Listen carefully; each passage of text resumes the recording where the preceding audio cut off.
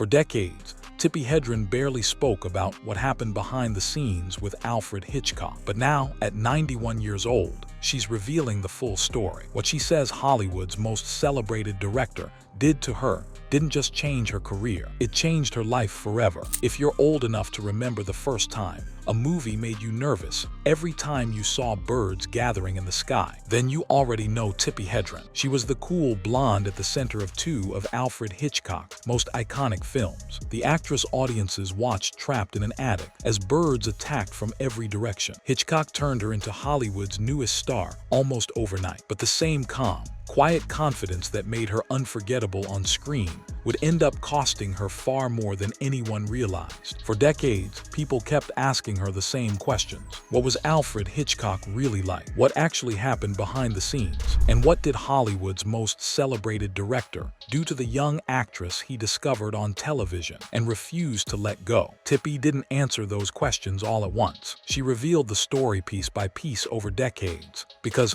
what happened wasn't one shocking moment. It was something that slowly unfolded until there was no escaping it. To understand what happened to her in that attic and in a locked office 2 years later, you have to go back before the birds, back before Bodega Bay and the trained gulls and the fake blood, back before Hollywood ever heard the name a director invented for her and printed in careful little quotation marks. You have to go back to a general store in a Minnesota town, so small it did not have a hospital of its own. She was born on a January day in 1930 in New Ulm, because that was where the nearest hospital was, and her people were from Lafayette, a farm town a short drive off through the flat white country. Her father, Bernard, kept a general store there, the kind of place that sold nails and flour and cough drops, and knew every family in the county by their deaths and their weddings. Her mother, Dorothea, had been a school teacher. The blood in her ran Swedish and German and Norwegian, the quiet northern stock that built the Midwest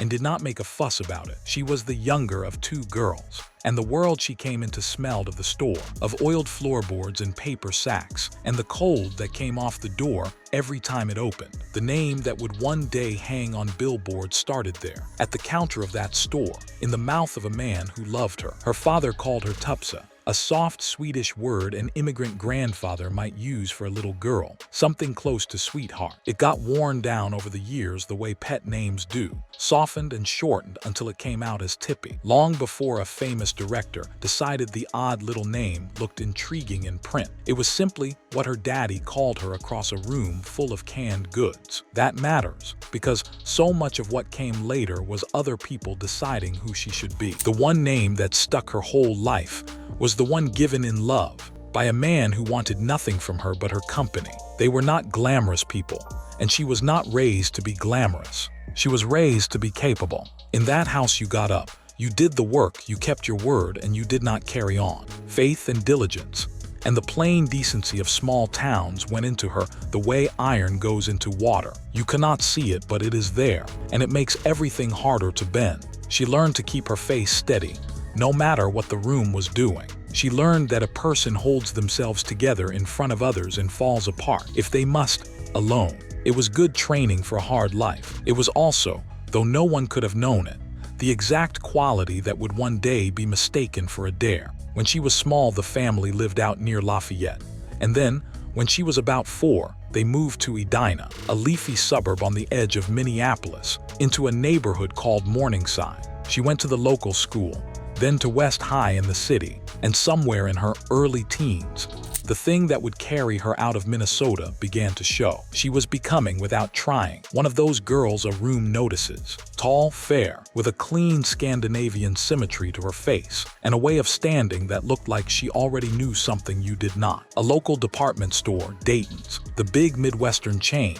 put her in their fashion shows and their newspaper ads. She modeled coats and dresses to earn a little money, a teenager in the front of a catalog, poised as a woman twice her age. Then her father's health began to fail, and a cold Minnesota climate was no friend to a sick man. So the family did what practical families do. They pulled up their roots and drove west to Southern California, chasing warmth the way people chase a doctor's orders. She finished high school down in the Los Angeles area, at Huntington Park, a Midwest girl set down in the land of orange groves and studio gates, close enough to Hollywood to smell it, and too sensible to think it had anything to do with her. She did brush the edge of the movies once early, and it tells you something about how little she cared. In a 1950 picture called The Petty Girl, she can be glimpsed for a moment, uncredited, playing a model called Miss Icebox. It is almost a joke of a first appearance, this future ice blonde billed as a refrigerator. She thought nothing of it. Acting was not the dream. She did not have the fever for it the way other girls did, that ache to be seen and adored. She had something rarer and in Hollywood almost dangerous. She could take it or leave it. What she wanted was work she was good at, and by the age of 20, she knew exactly what that was. So she did a bold and lonely thing. She bought a one-way train ticket and rode it across the whole width of the country to New York City. A young woman with a suitcase and a good face, and no one waiting for her. She walked into the Eileen Ford agency, the most respected modeling house in America, and Eileen Ford took one look and signed her. Success came fast, because she had precisely the thing the era was hungry for. It was the age of the new look, of sharp tailoring and gloved hands and a cool, aristocratic elegance, and she embodied it without effort. She looked bred to it. A shopkeeper's daughter from Lafayette became the face on the magazines that told American women how to be. She was on the cover of Life. She was in Glamour and McCall's and the Saturday Evening Post. Photographers who mattered wanted her in front of their lenses, and she gave them that unmistakable quality, a beauty that was warm underneath and composed on top, a woman who seemed to be keeping a small, pleasant secret. She learned to work a camera the way an athlete learns a court, until the machine held no fear for her at all. She could be still. She could turn her head on a mark and hit an expression clean. That skill, honed over a decade of catalogs and commercials, would one day be the thing that saved her performances and the thing that got her noticed by the wrong man. In the middle of all that, she did what young women did. She married. His name was Peter Griffith, a handsome actor who slid into advertising, and in 1952 they made a life together in New York. 5 years later, in 1957, she had a daughter, a bright, fierce little girl they named Melanie. That child would grow up to be a movie star in her own right, and she would grow up watching, with a child's terrible clarity, exactly what a powerful man could do to her mother. But that was all still years off. For now there was a marriage, and then, as marriages do, it wore thin, and by the turn of the 60s it was over. So she came home to California, a divorced woman with a small daughter and a living to make. She settled in the San Fernando Valley, in the ordinary sprawl of Sherman Oaks, and she went back to what she knew. Modeling and the newest kind of work in the business, television commercials, those little filmed playlets that were pouring out of every set in America now, that a TV sat glowing in nearly every living room. It was steady, it was decent money, it let her raise her girl. She was 31, self-made, self-possessed, answerable to no one, and by any honest measure her life was going well. She had no idea that a commercial she barely remembered making was about to reach into that quiet, decent life and pull it apart at the seams. She did not know that on a certain morning, a man was sitting in front of a television, set in a fine house on a hill, a man who controlled everything he touched, and that he was about to watch her turn her head and whistle low to himself, and decide in that instant that she belonged to him. To understand what he was about to do, you have to understand what he was and what had made him. Because the man who saw Tippi Hedren on that screen was not a monster in a cape. He was something more complicated and, in the end, sadder than that. He was the most famous director in the world, and he was one of the loneliest men in it. Alfred Hitchcock had been afraid his whole life, and he had spent it teaching the rest of the world to be afraid on command. That was the paradox at the center of him. He could make a nation flinch at a shower curtain, jump at a flock of pigeons, hold its breath at nothing more than a woman climbing a staircase, and he could do it with the calm precision of a surgeon, because he had felt real fear early, and never forgotten its exact temperature. Fear was his native country. He simply learned to draw the maps. He was a London greengrocer's son, born in 1899, raised strict and Catholic and watchful, in a house where you were taught that sin was always keeping score. He was a heavy, shy, unhappy-looking boy who did not have the body other boys had, and he knew it, and he carried that knowledge like a stone in his coat for the rest of his days. There is a story he told for decades, told it so often it became a kind of scripture about himself. When he was small, his father sent him to the local police station with a note, and the officer on duty read the note and locked the boy in a cell for a few minutes, then let him out and told him that was what happened to naughty children. A few minutes behind a locked door. He said he never got over it. He said it was the root of his lifelong terror of the police, of authority, of confinement, of being at the mercy of someone with the power to shut you in. Believe the story or don't. What matters is that he built his whole self around it. Here was a man who felt small and trapped and unlovely, and who found, in the dark of a movie theater, the one place he could be the opposite of all those things. On a set, Alfred Hitchcock was not helpless. On a set, he was God. He planned every shot before a single camera rolled, drew it, storyboarded it, so that by the time the actors arrived the film already existed complete inside his head, and they were only there to fill in the outlines he had drawn. He famously did not much like the messiness of actors, their moods and their questions, and their need to understand. He wanted them to trust him and hit the mark. He wanted control, total and absolute, because control was the thing his childhood had taught him. He could never assume he had, and he married well in the truest sense.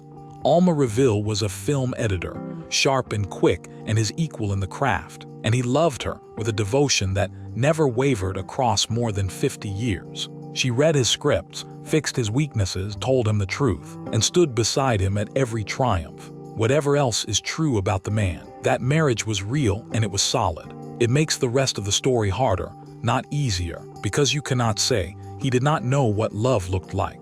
He knew. He simply seems to have believed that the love he could inspire and the love he could compel were the same substance, and that a man who could build a woman a career was owed something back that no career could pay. That belief did not come from nowhere. He had a type, and everyone in Hollywood knew it. He liked cool blondes, women who looked serene and untouchable on the surface, because he was fascinated by the idea of the fire underneath the ice, the passion he imagined hidden behind good breeding. He had built his greatest films around them, Grace Kelly above all.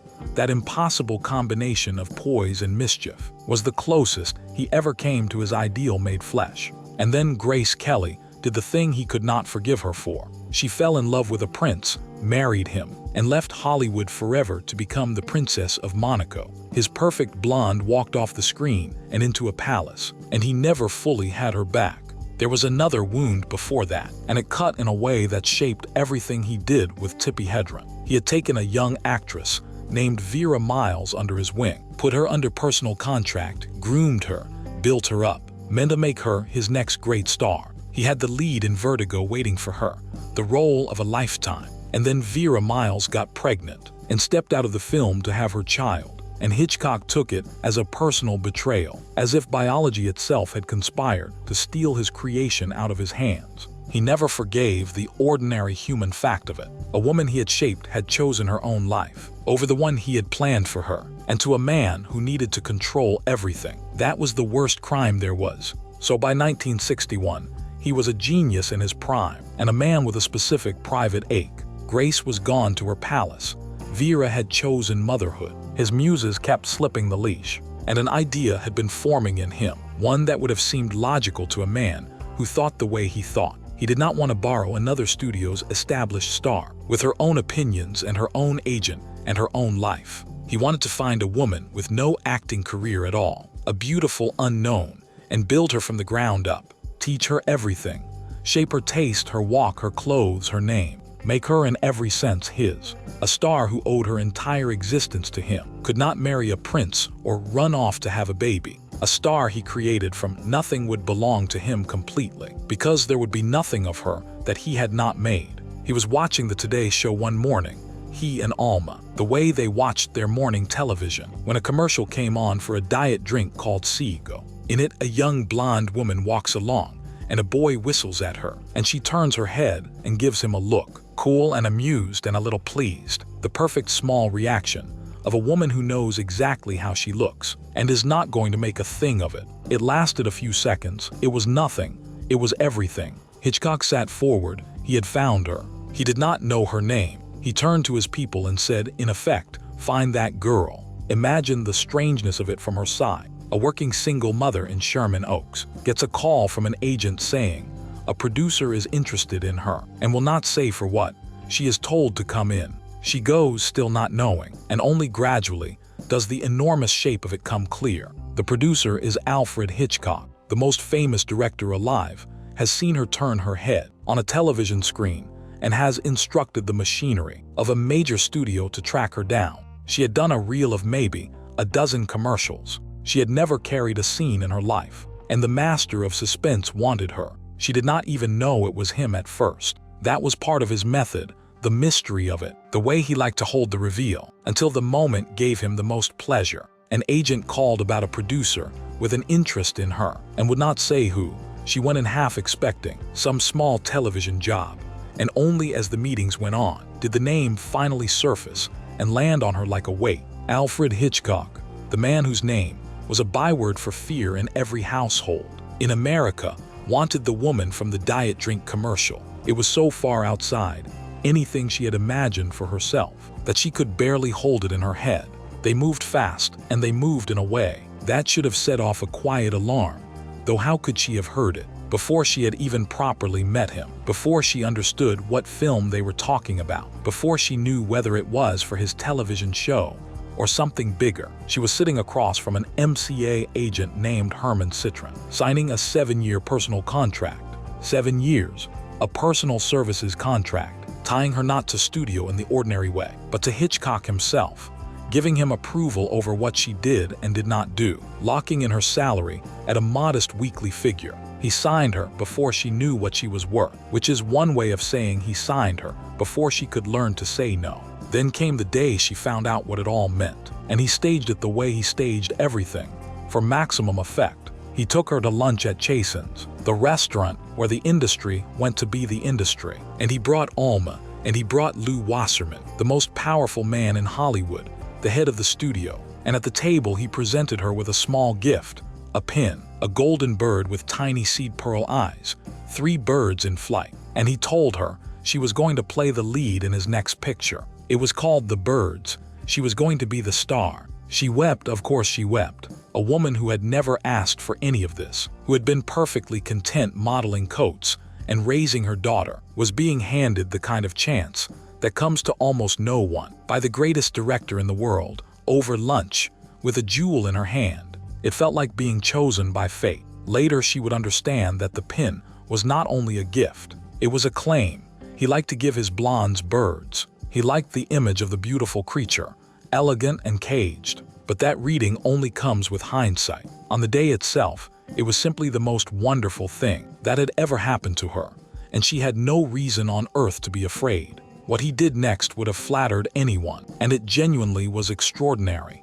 And it is important to be fair about it, because the man was not all shadow, and the gift he gave her was real. He put her through a screen test, unlike almost any in the history of the business. It ran 2 days, and cost around $25,000, an astonishing sum for a test, more than some whole films. He had her perform scenes from his own classics, from Rebecca and Notorious and To Catch a Thief, opposite a real actor, Martin Balsam, so he could see her carry the weight of great material. She was terrified and she prepared like her life depended on it, and she was good. He was thrilled.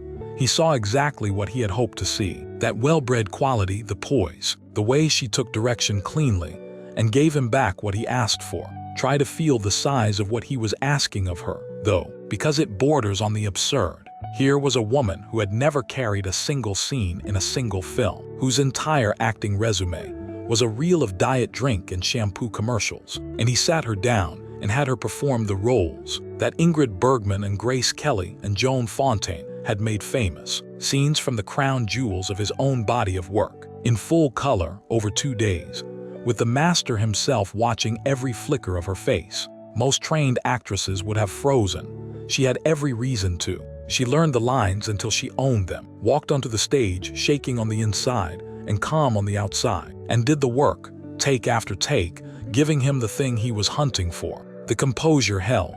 That composure was about to become the most important and most dangerous thing about her. But on those 2 days, it was simply what saved her. The old Minnesota trick of keeping the surface still, while the storm ran underneath. Edith Head dressed her, the greatest costume designer in the business, and the whole apparatus of a major studio bent itself toward turning a Sherman Oaks single mother into a leading lady. It cost more than most films spent on anything, and at the end of it he was not just satisfied, he was delighted, because he had proven to himself the thing he most wanted to believe, that he could take a beautiful unknown and with his own hands build a star out of her. She was clay he could shape. She took the shape he wanted. To a man who needed above all to be the one in control, there could have been no sweeter confirmation. He had found his blank page, and he could not yet imagine that the page might one day have opinions of its own. She, meanwhile, was living inside a dream she could barely believe was happening to her. A few months earlier, she had been an ordinary working woman, worrying about ordinary things, and now the most famous director alive was personally overseeing every detail of her life and telling the world she was going to be enormous. She had no frame for it. She had not clawed for it or schemed for it. It had simply descended on her, complete like weather, and she was grateful in the deep, uncomplicated way. A person is grateful when fortune arrives unearned. That gratitude was real, and it is important, because it is the reason she trusted him so completely and so long. You do not suspect the man who is handing you the world.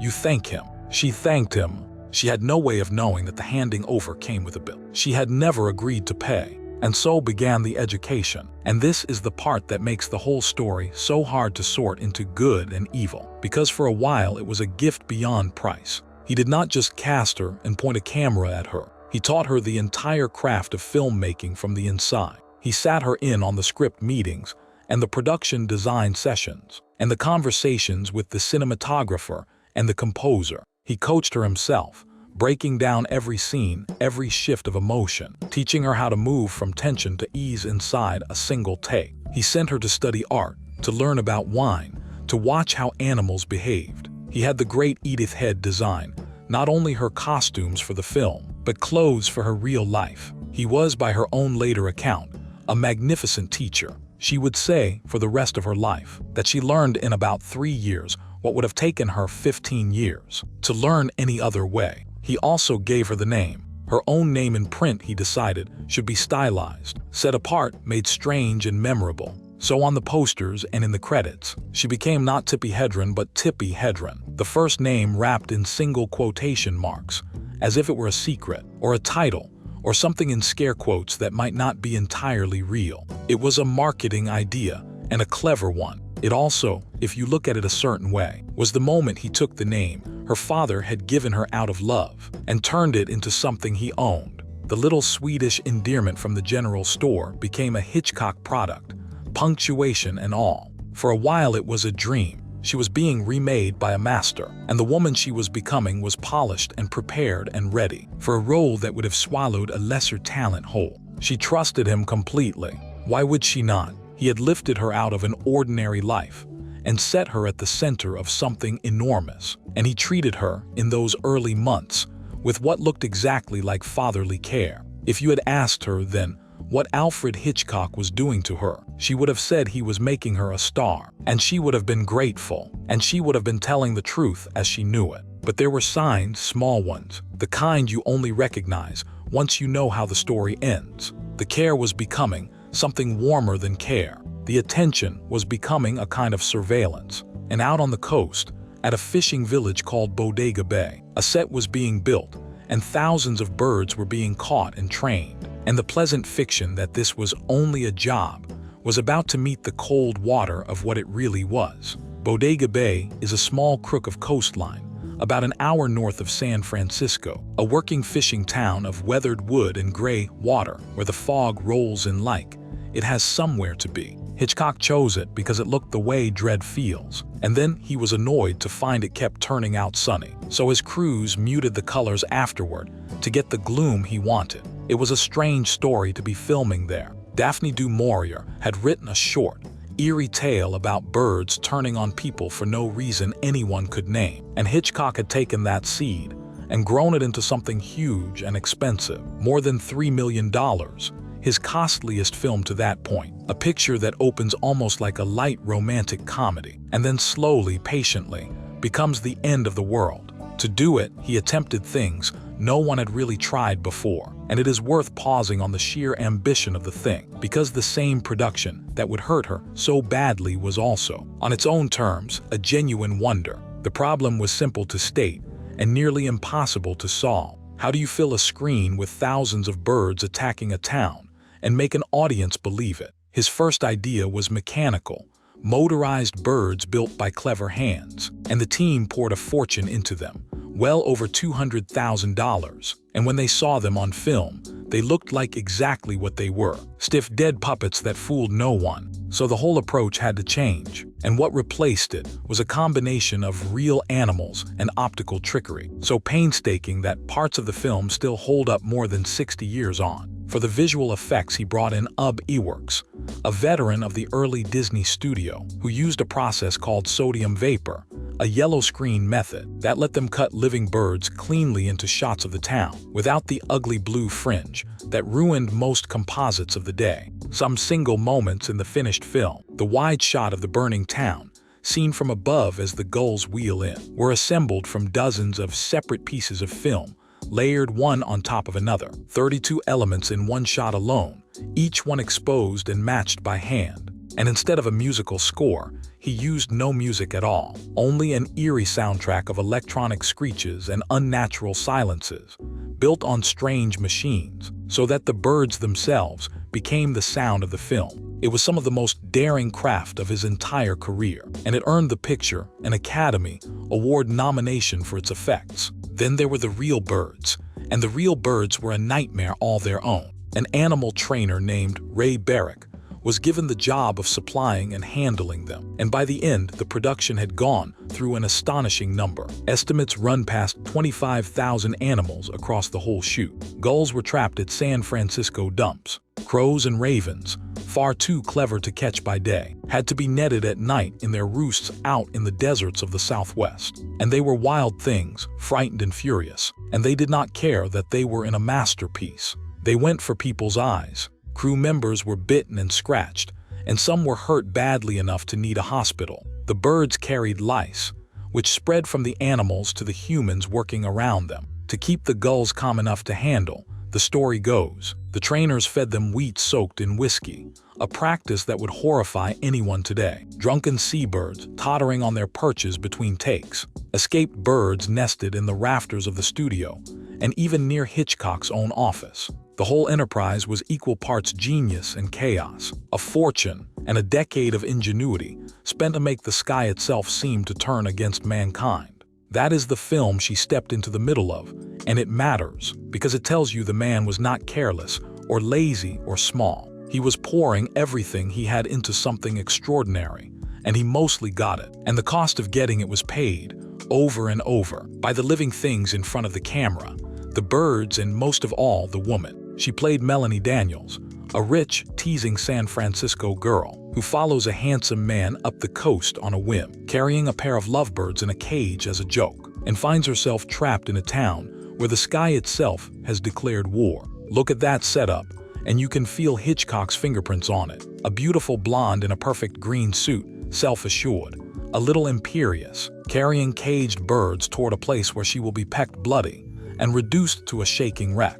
He put his leading lady in the exact posture he liked. The elegant woman, the caged creatures, and the long slow stripping away of all her composure until nothing is left but raw animal fear. He would get that fear out of her. He had ways. On that set, the fatherly teacher began to change into something else, and the change came in small, cold increments that the people around her noticed before she could name them herself. He did not want the other men near her. Rod Taylor, the sturdy Australian who played her love interest, remembered Hitchcock as domineering and covetous of the girl, forever hovering, forever watching. Taylor recalled being told, in one form or another, the same instruction again and again. Don't touch her. When the director called cut, the warmth that a film crew builds among itself was not allowed to include her. She was to be kept apart, set aside, protected in a way that felt less like chivalry and more like ownership. He watched her constantly.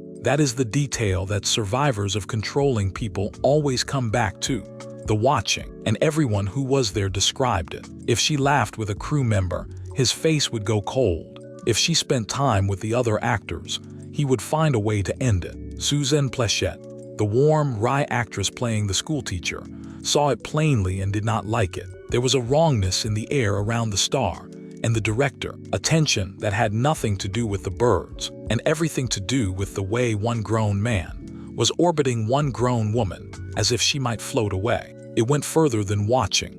By her account, he had her handwriting analyzed, as if her private character were a thing he had a right to inspect. He sent notes, he sent gifts. If he decided she looked thin, food would arrive. His limousine, people said, would ease past her house, slow, deliberate, a black car drifting by the home of a woman who had not invited it. None of this was a crime exactly. All of it taken together was the slow construction of a cage, and she was the bird. And here is the thing that makes it so hard to talk about, the thing that kept her quiet for years and makes people argue about it still. On the surface, he was her champion. He praised her to the press in the most glowing terms. He was building her into a star. To the outside world, he was the great man being generous to his discovery, and she was the luckiest new actress in Hollywood. How do you complain about the man who is giving you everything? How do you say that the gift and the trap are the same object? She was young in the business, alone under a 7-year contract with a daughter to feed, and the most powerful people in the industry all agreed that she was blessed. There was no language yet for what was happening. There would not be a real language for it for another 50 years. Then, during the location filming, there was the moment in the car. She told it many times over the years, and the details stayed consistent even as she added more of them. He came to her in the back of his limousine, near her lodging, and he threw himself on her and tried to kiss her. She pushed him away. She called it plainly an awful, awful moment. There was no mistaking it for fatherly affection anymore. The mask, whatever it had been, had slipped, and underneath it was a heavy, aging man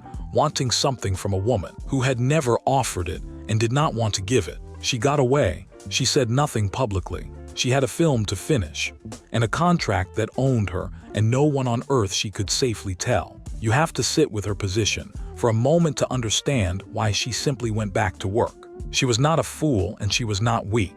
She was a self-reliant woman who had crossed the country alone at 20 and built a life with her own hands. But she was also standing inside a machine that had all the power and gave her none. If she quit, she was finished, blacklisted as difficult, her daughter's security gone with her paycheck. If she accused him, no one would believe her over the most respected director in the world. And even if they did, there was no law, no office, no word for it that would help her. So she did what women in her position did for generations. She composed her face, the way her mother and the store and the whole northern discipline of her childhood had taught her, and she went back to the set to be pecked by birds. She thought the birds at least would be fake.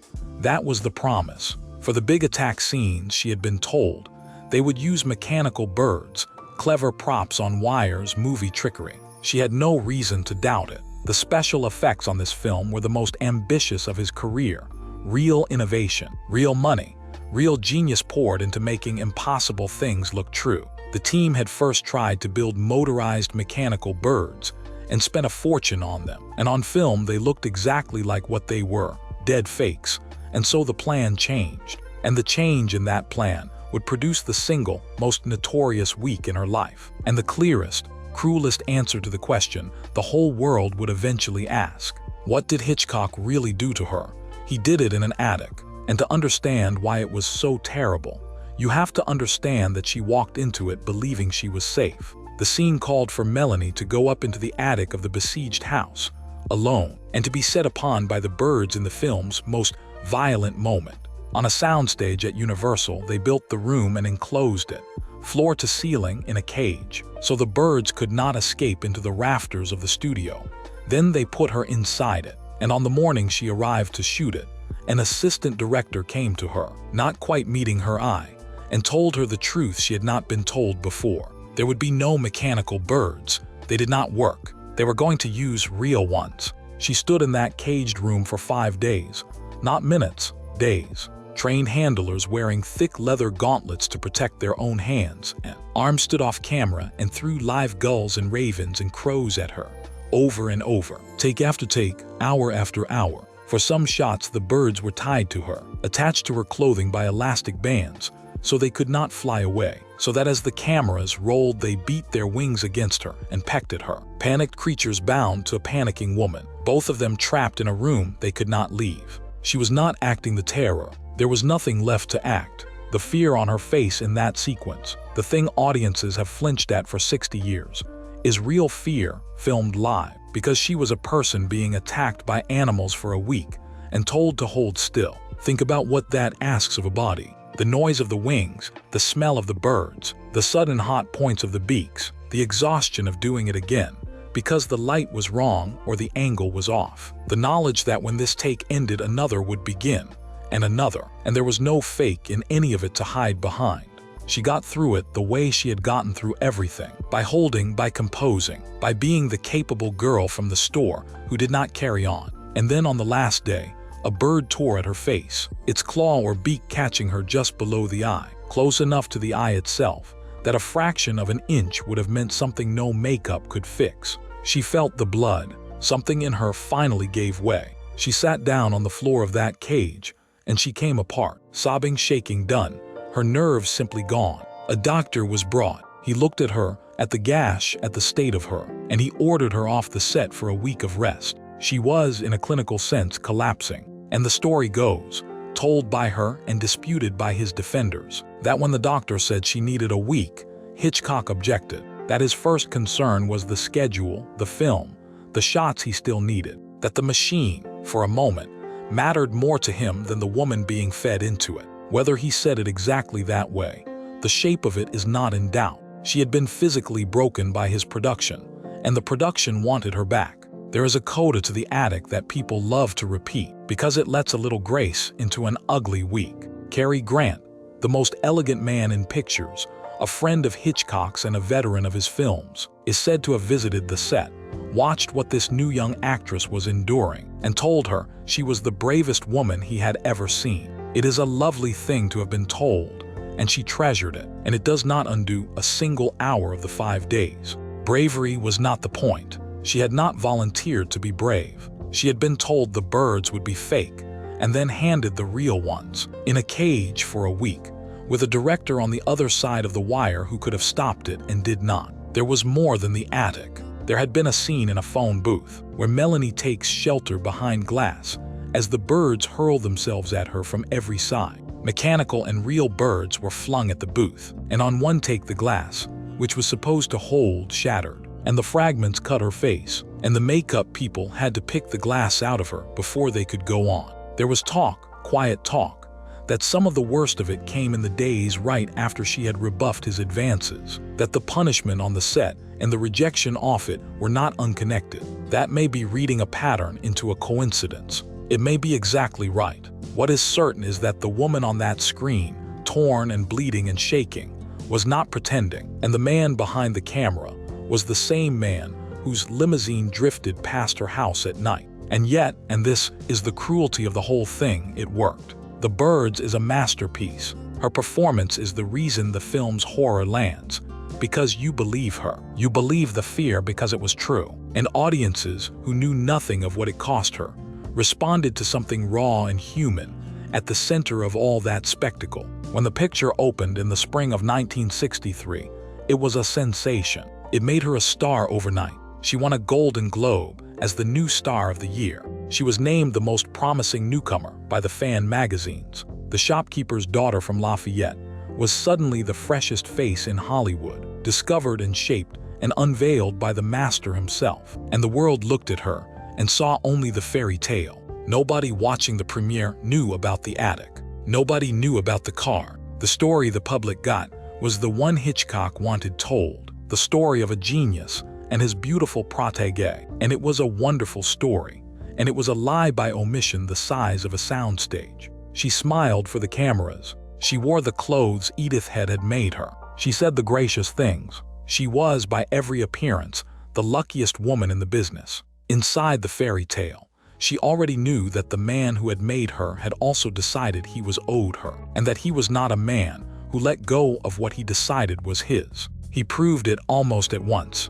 Even before The Birds was finished, he had told her about his next film and the role in it, and it was the kind of part an actress waits her whole life for. It was also the thing that would take the slow, cold possession of the last 2 years and turn it into something that finally broke them both. The picture was called Marnie, and the sad, strange truth is that she wanted it more than anything, because it was the best role she would ever be offered, and it came wrapped around the worst thing that would ever happen to her. Marnie is the story of a damaged woman, a thief and a liar with a frozen heart, and a buried childhood horror, who is caught, blackmailed into marriage, and slowly pried open by a husband determined to cure her, whether she consents to the cure or not. It is a dark, difficult, deeply strange film about trauma and control, and a man who decides he knows what is best for a woman who has told him to leave her alone. Hitchcock had been circling it for years, and you do not need a psychologist to notice that the great director,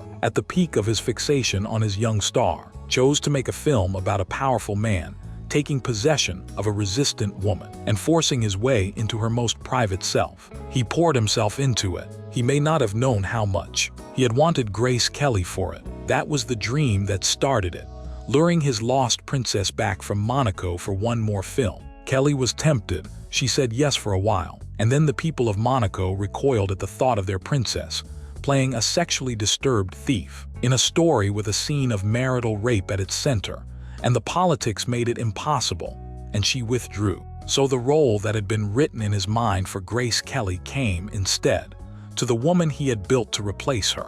For Tippi Hedren it was, by her own words, a once-in-a-lifetime opportunity, and she meant it. Of the 2 films she made with him, Marnie was the one she loved, because the part was a real part, complicated and wounded and human, the kind of role that lets an actress show what she can actually do. She prepared for it the way she prepared for everything, completely. Sean Connery played the husband, and it is a small irony of film history that the world's newest James Bond, box office royalty, actively chased this part, asked to read the script, wanted the challenge of it. At the very moment the leading lady beside him was being ground down by the man behind the camera, Connery and Hitchcock got along. The set from the outside functioned. Underneath it, according to everyone who has ever spoken honestly about that production, the relationship between the director and his star had curdled into something that made the air hard to breathe.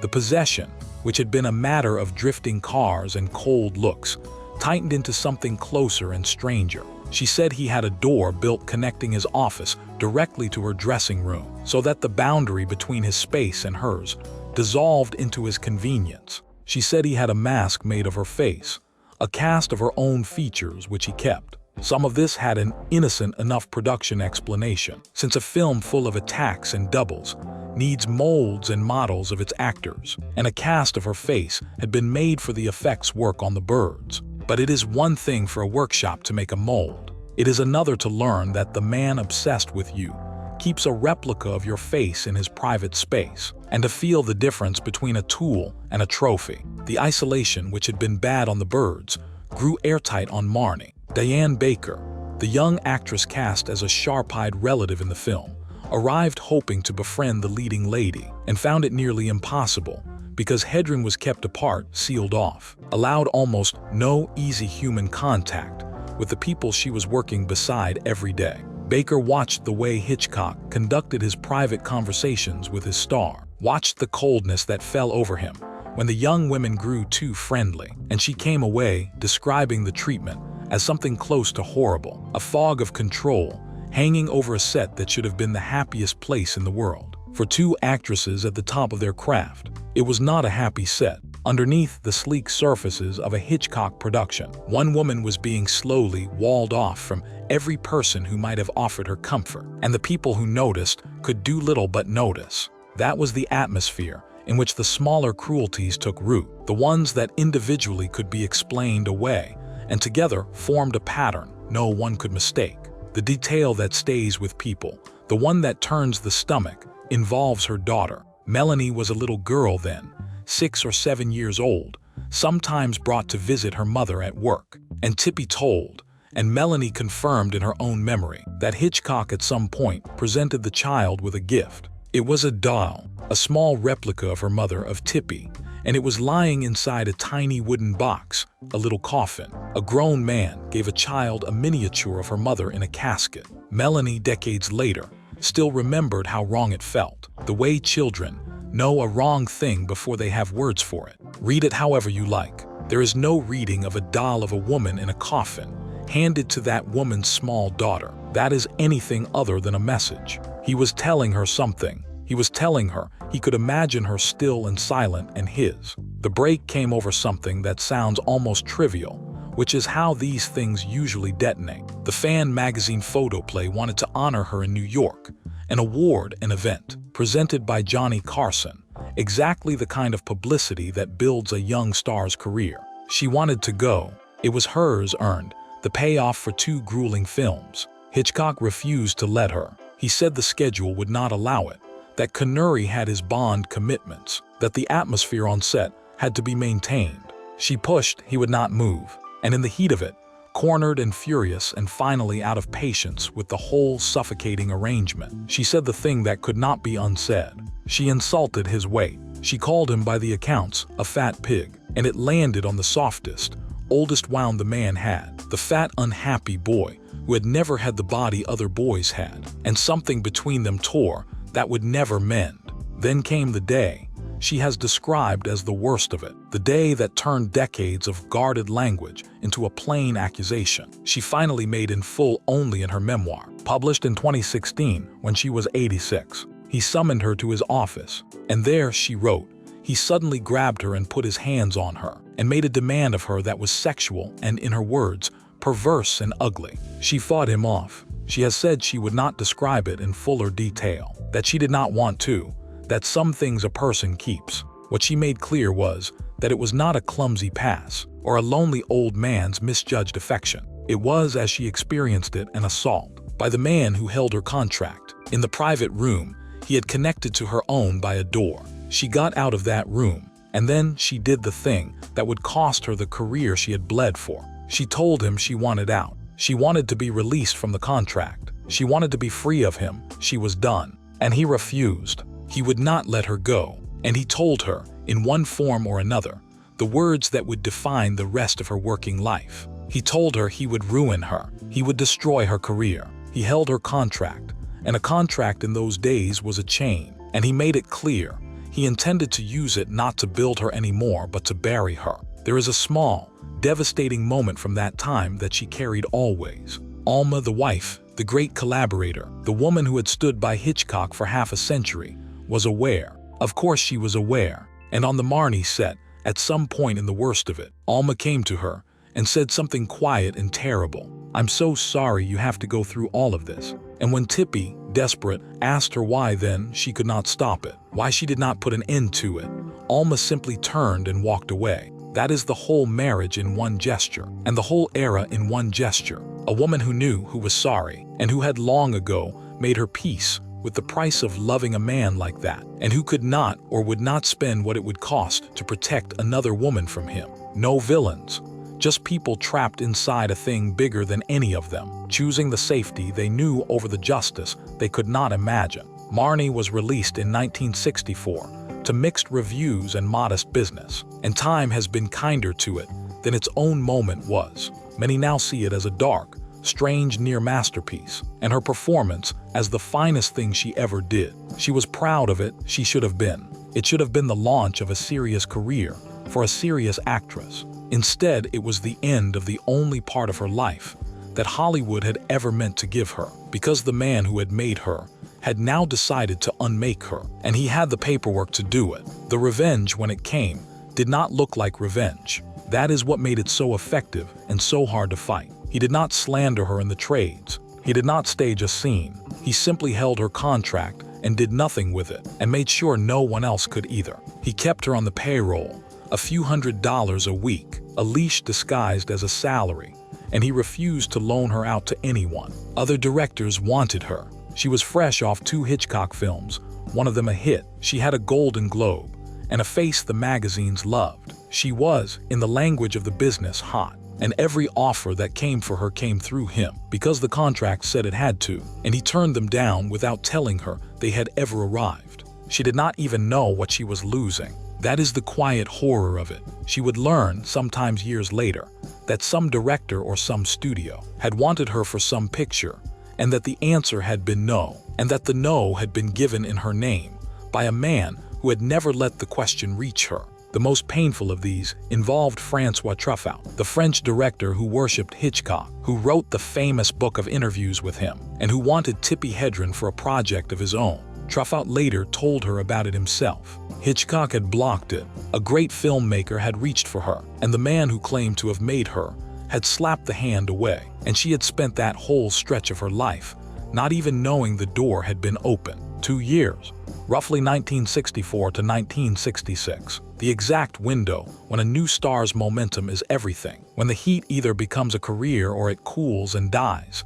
She spent frozen, on salary and forbidden to work. She went to him and asked to be freed, told him she had a daughter to support, a life to live, that this was unconscionable, and by her account he answered with rage and the same threat. She was his and she would stay his, and she would work when he said and not before. It was, she said later, a mental prison. She had crossed a country alone at 20 and built herself from nothing, and now the most brilliant man in her business had wrapped a legal document around her life and pulled it tight, and there was no court in America that would have called it a crime. She got free in the end almost by accident, by refusing. Hitchcock eventually sold her contract on to the studio, and the studio wanted her for a television western, and she would not do it. And in the friction of that refusal, the chain finally broke, and she was at last her own woman again. But it was 1966 by then, and the fire had gone out. The offers that had once poured in had stopped coming, because in Hollywood,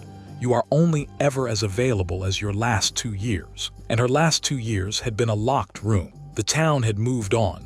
The moment had passed. She was still beautiful, still capable, still the woman Truffaut had wanted, and the machinery that turns talent into stardom had quietly closed its doors to her. You can watch the career come apart in the credits that followed, though there was one last flash of the old fairy tale first. Charlie Chaplin, of all people, the great man himself in his final years, cast her in his last film as director, a comedy called A Countess from Hong Kong, with Marlon Brando and Sophia Loren. It should have been a triumph, a Hitchcock discovery, moving on to a Chaplin picture, and instead it was a small, sad footnote. Chaplin, she said, enticed her without even showing her the script, and the role turned out to be little more than a cameo. And the film, made by 2 of the most famous names in the history of movies, was a flop.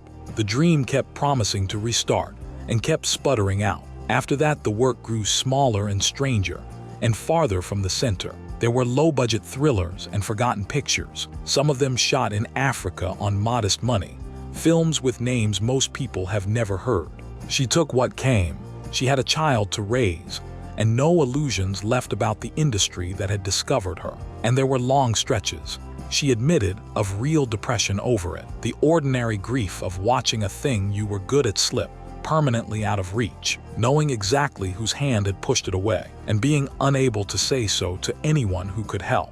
The girl who had been told she was the luckiest woman in Hollywood spent her 30s learning that the luck had come with a lien on it. Think about what those frozen years actually looked like, hour by hour, because it is a peculiar torment. She was not poor. The checks kept coming, a few $100s a week, enough to live on. She was not disgraced in any public way. To the outside world, she was simply a young actress between projects, which happens to everyone. But she knew.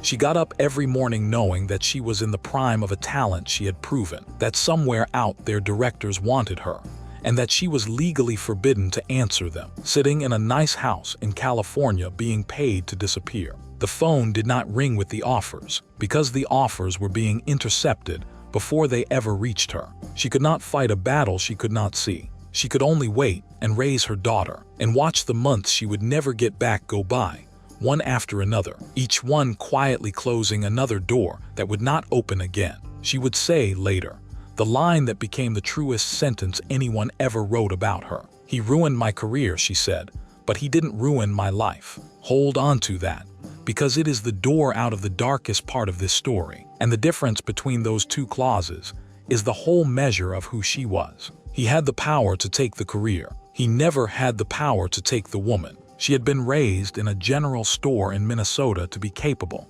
to hold her face steady, to fall apart alone if she had to and get up and do the work. And that iron they had put into her when she was too young to see it was the one thing that no contract and no director and no cage could reach. So the question the whole world would keep asking, the question this whole story has been circling, comes into focus now with everything behind it. What did Alfred Hitchcock really do to Tippi Hedren? The easy answer is the list. The car, the attic, the office, the 2 lost years. But the easy answer is not the whole one, and the honest telling has to hold something back for the end, because the truth about this man and this woman is not only what he did, it is also the argument still going on about what all of it means, and whether the version she settled on late in her life is the whole of it, or a story that grew, as stories do, in the long dark of remembering. Here is where honesty requires a harder path than the one most tellings take, because there are people,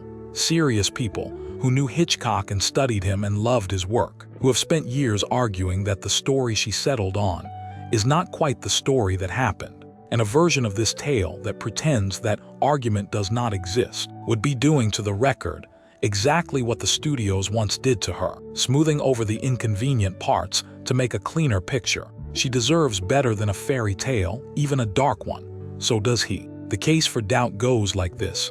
Her account grew over time. In the early years, in the 1970s and into the 1980s, when she first spoke about him publicly, she described possessiveness and control, a man too demanding, a lifestyle she could not accept, a director who could not be allowed to own her. Real complaints, serious ones, but not the same as the explicit charge of assault. The fullest, most graphic version of the office incident did not appear until her memoir in 2016, more than 50 years after the fact, and in the middle of a national reckoning about exactly these kinds of stories. Some who admire Hitchcock, the biographer and researcher Tony Lee Morrill chief among them, point to an interview she gave in 1980 in which she reportedly said the advances were never bold, that it was never, ever that kind of thing. They point to inconsistencies in dates and details. They call the harshest version a story that hardened and darkened with each retelling. There were others who did not see it. Kim Novick, the star of Vertigo, another of his blondes, said flatly that she never once saw him make a pass at anyone, and that it troubled her to hear a dead man who could no longer defend himself painted as a predator. Louise Latham, who played the mother in Marnie, said she saw no such treatment. Assorted colleagues over the years described an old man's hopeless infatuation rather than a campaign of abuse, a Pygmalion complex, a lonely fixation, sad and awkward and human, but not a crime. And it is true, and it must be said, that Hitchcock died in 1980, before the worst of the accusations were public, and that a dead man cannot answer, and that the whole thing rests, in its most serious parts, on the word of one person against a silence. And then on the other side, there is everything else. There is the fact that the controlling behavior, the isolation, the don't touch the girl, the surveillance, is corroborated by people who were there, by Rod Taylor, by Diane Baker, by the cast and crew who watched it with their own eyes. There is the fact that Hitchcock's fixations on his blondes were a documented pattern across his whole career, that he was known to be difficult and possessive with the women he directed, that this was not one wild claim about one gentle man, but one loud claim consistent with a lifetime of quiet ones. There is the plain reality of the era, that a woman in the 1960s had no safe way to accuse a powerful man, no office to call, no word that carried weight, and that the fact she did not shout it at the time is not evidence that nothing happened. It is evidence that she was living in the only way that was survivable. And there is the daughter's memory, and the doll in the box, which no one has ever explained away. The truth, the grown-up truth that this audience has earned, is that both things can be real at once. It is possible that her memory sharpened and simplified over 50 years, as everyone's does, and that the essential thing she was describing was true from the start. It is possible that some who defended him genuinely never saw the private cruelty, because private cruelty is, by its nature, private. It is possible to hold, in one hand, that Alfred Hitchcock was one of the greatest artists the movies ever produced, and in the other, that he did real and lasting harm to a young woman who trusted him, and to refuse the false comfort of collapsing him into either a saint or a beast. He was neither, he was a man. And when you ask what kind of man, the answer is the one that has been sitting inside this story since the beginning, since the locked cell and the police note, and the boy who never had the body other boys had. Alfred Hitchcock spent his life terrified of not being in control, because the one time as a child he had lost control, it had cost him something he never got back. He found the movies, and in the movies he could control everything, every shadow, every scream, every actor hitting every mark. And somewhere along the way, he made the mistake that ruined the end of his relationship with her, and maybe with several women before her. He confused making something with owning it. He built her a career, and decided the career had made her his. He mistook her composure, that Minnesota stillness she had carried since childhood, for a locked room he was entitled to open. And when he found it was simply a woman with a will of her own, a woman who would not be possessed, he could not forgive her the ordinary human fact of it, exactly as he could never forgive Vera Miles for getting pregnant or Grace Kelly for marrying her prince. The women he loved kept refusing to be only what he had made, and a man who cannot tell the difference between a person and a possession will always, in the end, try to punish the person for not being the possession. That is not an excuse.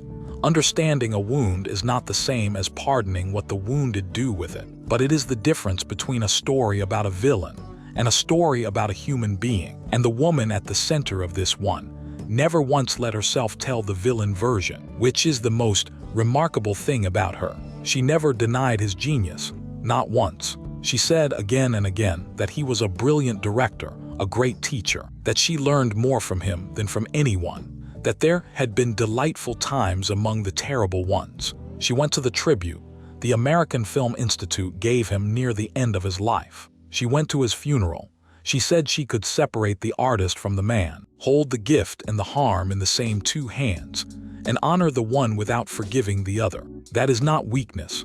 That is a strength almost no one has. It is the capable girl from the general store, refusing to let the worst thing that happened to her become the only thing she was allowed to feel. What she did with the rest of her life is the part of the story almost no one tells, and it is the part that finally explains the old woman on the fence line at dawn. Because the woman who could not be possessed did not fade quietly into character parts and bitterness. She went looking for something wilder than Hollywood, and she found it, and she gave the whole back half of her life to it. And the through line from the girl in the general store to the woman among the tigers is straighter than it looks. It started with the small, forgotten films, the ones that came after the fairy tale collapsed. In the late 1960s and into the 1970s, she was working where she could, and some of that work took her to Africa. She made a thriller called Satan's Harvest and another picture, Mr. Kingstreet's War, both shot on the continent, both modest, both easy to overlook in the ledger of her career. She had remarried by then to a man named Noel Marshall, a producer with big appetites and bigger dreams, who had helped bring The Exorcist to the screen, and had a talent for talking impossible things into being. And in Africa, on those shoots, in between the ordinary business of low-budget filmmaking, she saw the thing that would reorganize her whole existence. She and Marshall visited a game preserve, and they were told a story, and shown a sight that neither of them could shake. A house on the land had stood empty for a time, and a pride of lions had moved into it, simply moved in, the way a family takes over an abandoned building. Lions lying across the furniture, cubs on the stairs, the great cats living inside a human house, as if they had inherited it. Something about that picture caught fire in both of them, the wrongness of it and the wonder of it. Lions in a living room, a world where the line between the human and the wild had dissolved. And instead of horror, there was a strange, dangerous beauty. They looked at each other and they had the same terrible idea. They should make a film about that. They should live it and film it with real lions, no fakery, no cages between the animals and the actors. It was, on any sane reading, the worst idea two people ever had, and it consumed the next decade of their lives. To make the film that became Roar, they could not just rent lions and send them home at night. Big cats are not props. They cannot be trained like dogs and they cannot be trusted like horses. And no insurance company and no studio would go anywhere near what the marshals were proposing. So they did the only thing that could make it possible, which was also the thing that nearly killed them all. They started acquiring the animals themselves. They took in lions and tigers and leopards and cougars, one and then a few and then dozens, and they lived among them on their own land, so that the cats would grow up around the family, and the family could film among the cats, their home filled with predators. Their children grew up stepping around lions in the kitchen. The film took roughly 11 years to make. 11 years. Not because the script was hard, there barely was one, but because you cannot direct a lion. You can only wait for it and film what happens and pray. The budget swelled to something around $17 million, an insane sum for what it was. Most of it swallowed by the sheer impossibility of the thing, the animals, the acres, the years. And the injuries came, one after another, dozens and dozens of them, until the production became legend in Hollywood as very possibly the most dangerous film ever attempted, a movie where the danger on screen was not simulated at all, because the cast was genuinely, constantly being mauled. Her daughter Melanie, growing up in the middle of it, was attacked and badly hurt, clawed across the face, needing many stitches and reconstructive surgery, close enough to losing an eye that for a while it was feared she might. Sit with that a moment.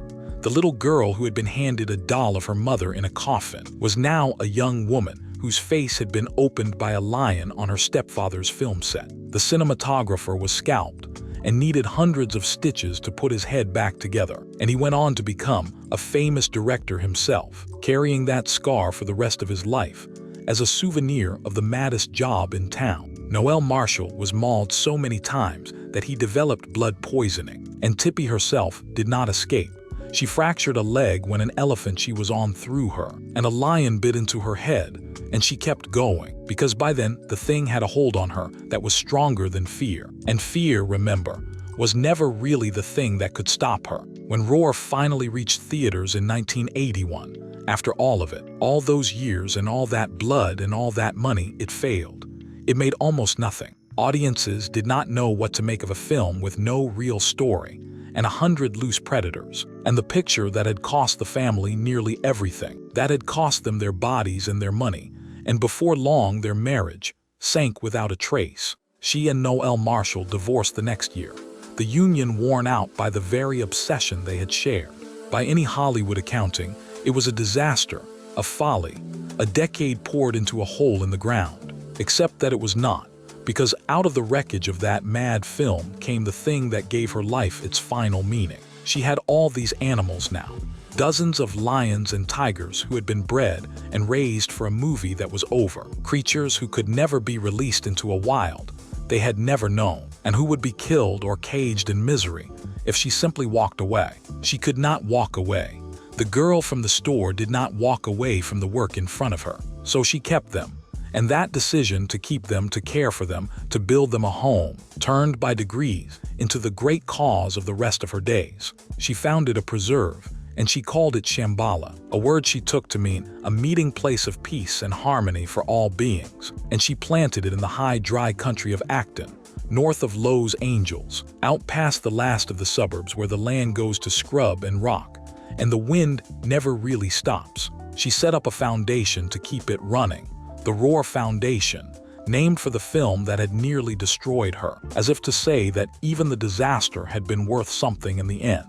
And there, on those dusty acres, she built a home for big cats who had nowhere else to go. They were not her movie animals only. As the years went on, Shambhala became a place people brought the cats they could no longer handle, the lions and tigers that had been bought as cubs by men who wanted to feel powerful, and then abandoned when the cubs grew into 500 pounds of animal that could kill a person by accident. Roadside attractions closed and left their cats behind.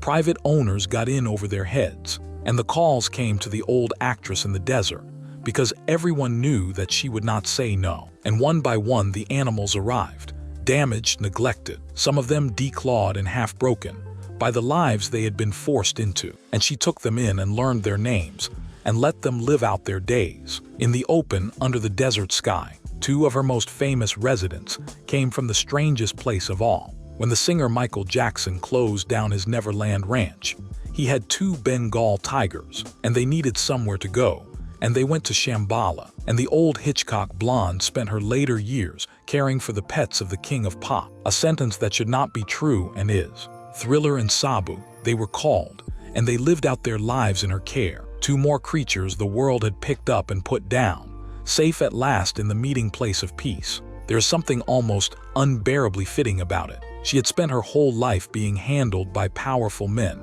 who tired of their possessions, and she ended it as the person who took in the possessions those men discarded and gave them a dignity no one else would. She did not just shelter them, she fought for them in the least glamorous way there is, which is the slow, patient, decades-long work of trying to change the law. She had seen up close what the private trade in big cats did. The cubs bred for photographs and then dumped.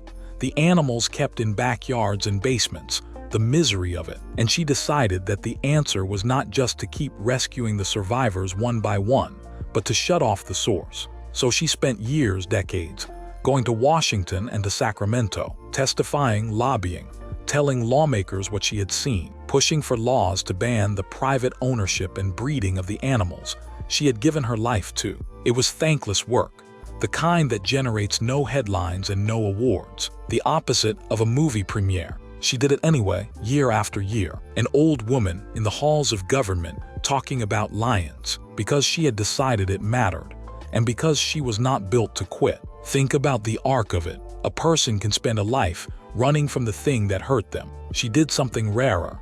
She took the exact shape of her own wound, the experience of being a beautiful creature that a powerful man wanted to keep and control, and she turned it inside out. And she became the one who rescues the caged and fights the men who cage them. She had been the elegant woman with the caged lovebirds in the perfect green suit. She became the woman who spent 40 years opening cages. If you were looking for the meaning underneath everything that Hitchcock did to her, you could do worse than to find it there, in the fact that she took the lesson of her own captivity and used it, for the rest of her life, to set other creatures free. The preserve was never rich. It ran on donations and on her own stubbornness, and on the labor of people who believed in it. And there were always more cats than money, always a fence to fix, and a mouth to feed, and a bill she was not sure how to pay. She lived on the land herself, in a modest place among the animals, an aging movie star who could have chased comfort, and instead chose the smell of cats and the sound of them at dawn. Visitors who expected a faded diva found instead a working woman in practical clothes who knew every animal by name and temperament, who would tell you exactly how a particular lion had come to her and what had been done to him before, and who lit up talking about them in a way she never quite did talking about her films. The movies had been something that happened to her.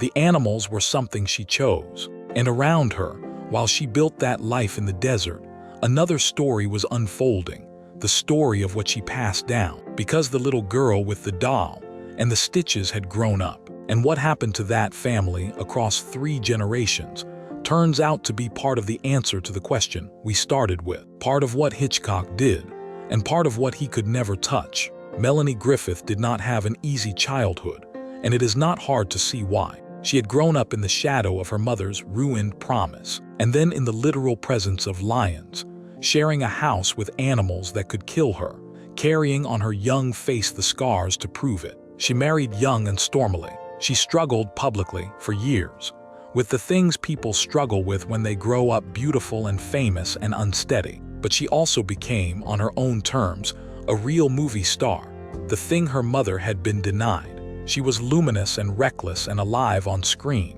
And in the late 1980s, she broke through, earning an Oscar nomination for playing a striving secretary, clawing her way up in Working Girl. And for a while, she was one of the biggest names in the business. There is a symmetry in it that is almost too neat to be real. The mother had been built into a star by a controlling man, and then held back by him. The daughter, raised on the wreckage of that, went out and seized the stardom for herself, on nobody's leash. And then the daughter had a daughter, Dakota, who grew up to become a major star in her own right. 3 generations of women in front of the camera, each one a little freer than the last, each one carrying forward something the first one had refused to surrender to a man in a dark suit. In 2017, the 3 of them sat down together and talked, publicly, about the thing that ran through all their lives, the way powerful men in that industry treated the women whose careers they held. It was the year the dam broke in Hollywood, the year the whispered stories became a flood, the year a word finally existed for what women had endured in silence for a century. And there was Tippi Hedren, close to 90, having said her piece decades before there was any movement to say it into, watching the world finally build the language she had needed and never had. She had spoken first in the early 1980s, when a biographer came asking, and she told him carefully what Hitchcock had been. She had said more as the years passed, and the culture slowly caught up. She had been, without ever meaning to be, an early voice in a conversation that would not gather force until she was an old woman. That is worth pausing on, because it reframes the whole thing. When she first described Hitchcock's behavior, there was no reward for it.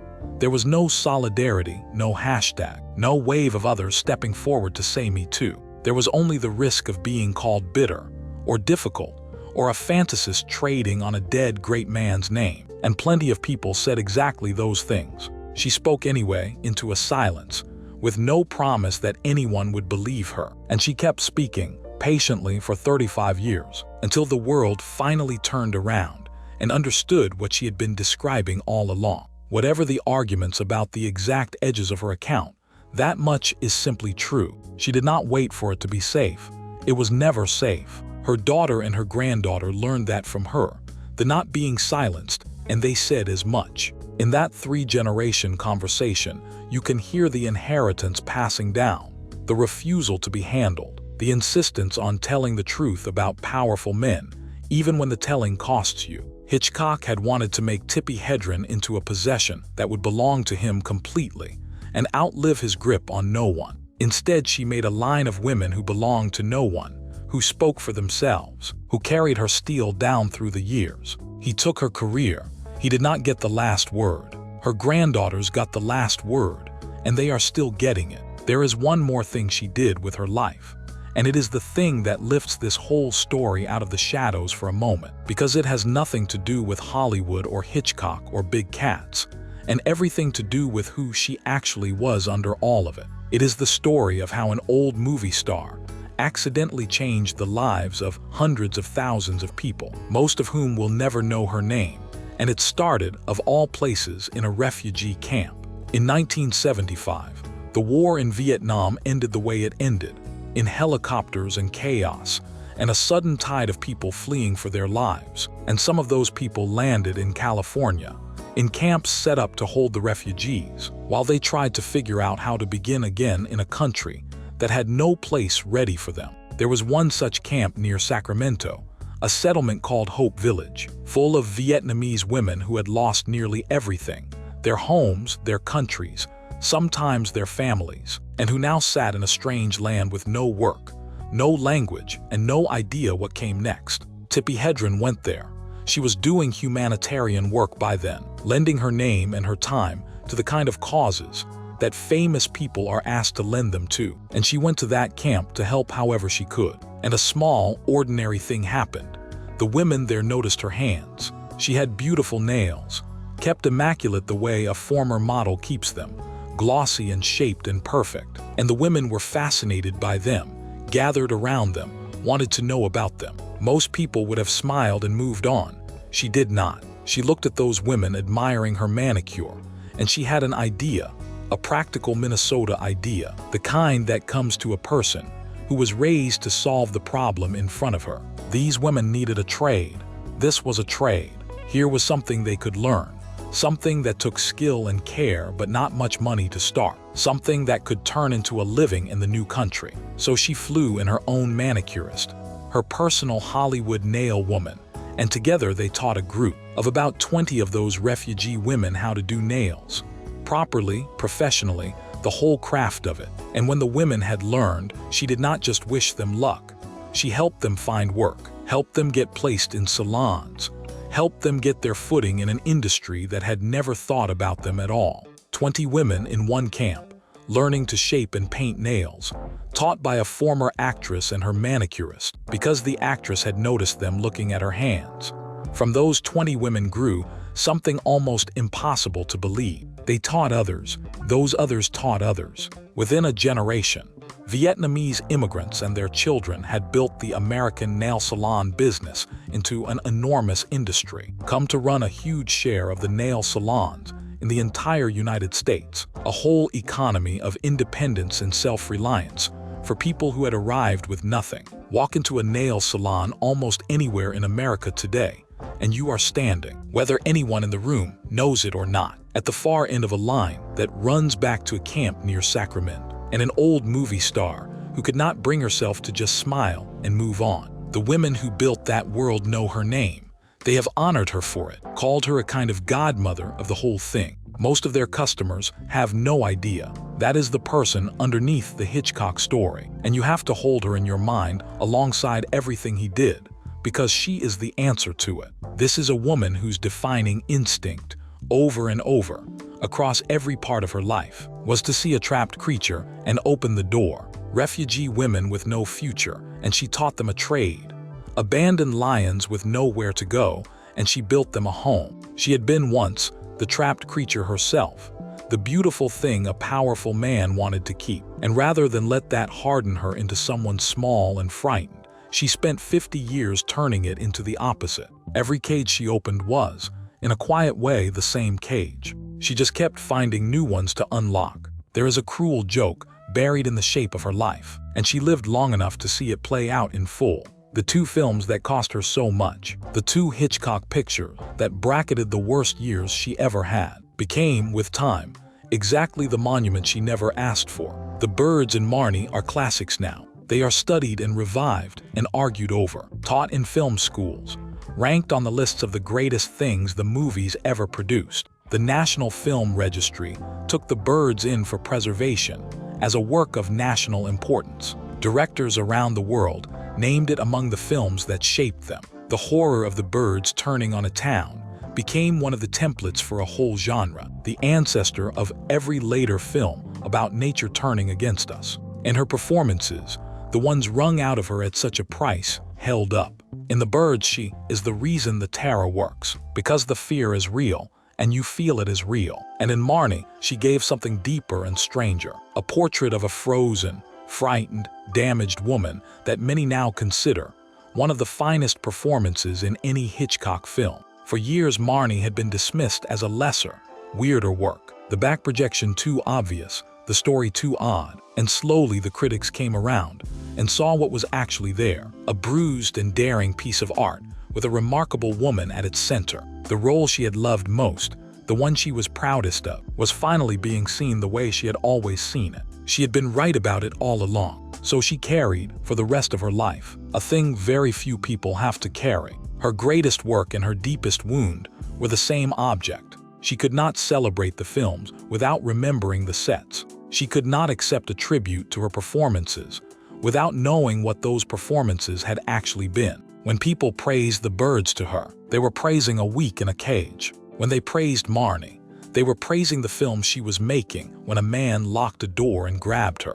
Every honor came wrapped around a memory, and she had to find a way to hold both, the pride and the pain, in the same breath, in the same sentence for 50 years. She managed it mostly, with a grace that says everything about her. In 2003, they gave her a star on the Hollywood Walk of Fame, that pink terrazzo strip where the town enshrines its own, and she stood there and accepted it, the girl from the general store, honored at last by the industry that had discovered her, and then let a single man freeze her out of it. She took the honors that came. She sat for the interviews and the documentaries and the tributes, told the stories, answered the same questions for the 1000th time, and did it with a warmth that never quite curdled into the bitterness she would have been more than entitled to. She had every reason to hate the whole enterprise, and she did not spend her life hating it. She spent her life among the lions and came back into town when they asked her to, and told the truth and went home. She never let anyone take Hitchcock's genius away from him, even when it would have been easy, even when the world would have handed her a hammer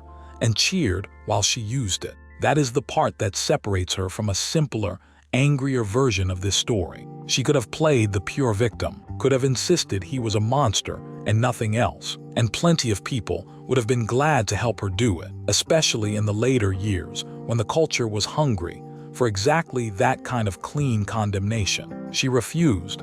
She kept saying he was brilliant. She kept saying she had learned from him things she could not have learned anywhere else. She kept the two truths side by side, the gift and the harm, and she would not let go of either one, because letting go of either one would have been a lie, and she had spent her whole life being lied about, and would not do it to him or to herself. You can hear, in the way she talked about him across the decades, a kind of exhausted tenderness that has nothing to do with forgiveness. She was not forgiving him exactly. She was refusing to be diminished by him, which is a different and harder thing. To hate a person completely is to let them keep living inside you as an enemy, to give them a permanent room in your head. She would not give him the room. She named what he had done plainly when the time came, and then she went out to feed the tigers, and she got on with the enormous business of her actual life, which had lions in it, and refugees, and a daughter, and a granddaughter, and a preserve full of rescued animals, and 40 years of work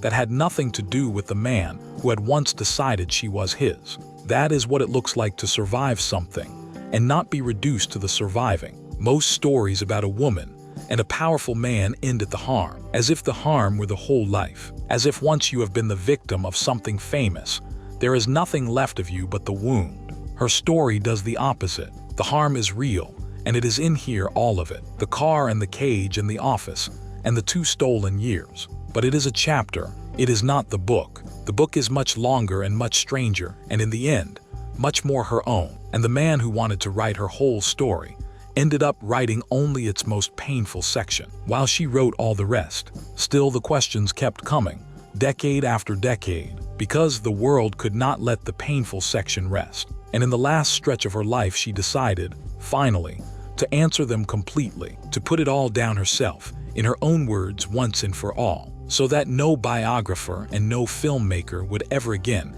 get to be the one who told the world what happened to her.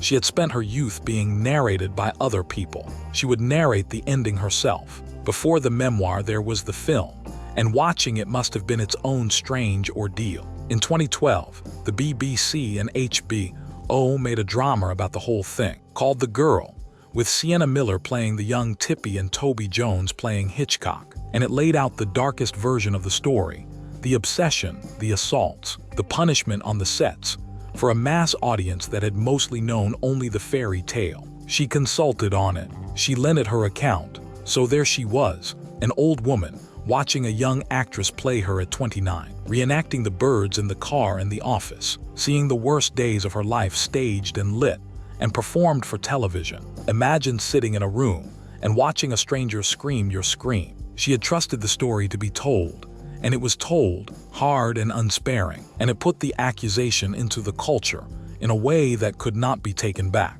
The film drew the fight out into the open. The defenders pushed back, said it was one-sided, said it took her later, harsher account and treated it as settled fact. The believers said it was long overdue. The argument that still goes on today about how much grew in the retelling and how much had always been true got its loudest airing around that film. And in the middle of it stood the woman herself, watched by everyone, the source of all of it, an actress in her 80s who had become, against her will, the most famous test case in the movies for a question the whole industry was only beginning to ask out loud. What do we do with the genius who hurt someone? What do we owe the person he hurt? Then in 2016, she answered in her own voice. She published a memoir, and she called it simply Tippi, the name her father had given her, reclaimed one more time from everyone who had borrowed it. She was 86 years old, and in that book she wrote it all down, the fullest and most explicit account she had ever given, including the office, including the words for what he had done that she had held back for 50 years. She wrote that she would not go into the very fullest detail, that some of it she was keeping, and even that reticence tells you something true, that this was a real woman protecting a real wound, and not a performer reaching for a sensation. She had waited more than half a century to say the whole of it, and she said it when she was old enough that no one could pretend she was doing it to launch a career. She had no career left to launch. She had only the truth, and the decision that it was time it lived outside of her. People asked her, of course, how she could have gone to his tribute, how she could have attended his funeral, how she could sit in a room and honor a man who had done what she said he did. And her answer was the same answer she gave about the films, the same steadiness she brought to everything. She could hold two things at once. He was a great artist. He had also hurt her. Going to the tribute did not erase the harm, and the harm did not erase the greatness. And she was large enough to stand in a room that contained both. Most people are not. Most people need the man to be all one thing, so their feelings can be simple. She lived her whole long life refusing that comfort. And it is, when you think about it, the final proof of the exact quality that got her into trouble in the first place. That composure, that refusal to be swept into anyone else's version of events, even a version that would have flattered her own grievance. She kept her own counsel to the end. And so we can finally answer, all the way, the question this whole story set out to answer, the one that hangs in the title, the one people have been asking her in one form or another since 1963. What did Hitchcock really do to her? He discovered her and he made her and he taught her more than anyone ever would, and that was real, and she never denied it. And then he decided that making her had made her his, and when she would not be his, he wanted her in ways she did not want to be wanted, and she believes he assaulted her, and he punished her for refusing him with the one weapon a director holds, which is the power to give or withhold the light. He froze her at the height of her promise. He blocked the doors other people tried to open for her. He took the career she had bled for in that cage and he let it die on the vine on purpose, out of a wound of his own that was older than she was. That is what he really did. He could not have her, so he made sure the world could not fully have her either. But there is one more clause, and it is the one that matters most, the one she spent 50 years proving with her actual life. He ruined the career. He did not ruin the woman. He could reach the films and the offers and the money. He could never reach the thing her father and her mother and that little Minnesota store had put into her before Hollywood ever heard her name.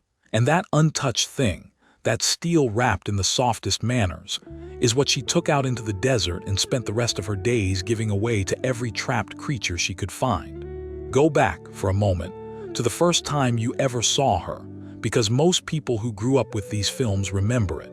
She comes into a San Francisco pet shop in a fur-collared coat, cool and amused, pretending to be a shop clerk to tease the handsome stranger who has caught her eye. And she is so perfectly poised, so lightly in control of the room, that you cannot imagine anything in the world touching her.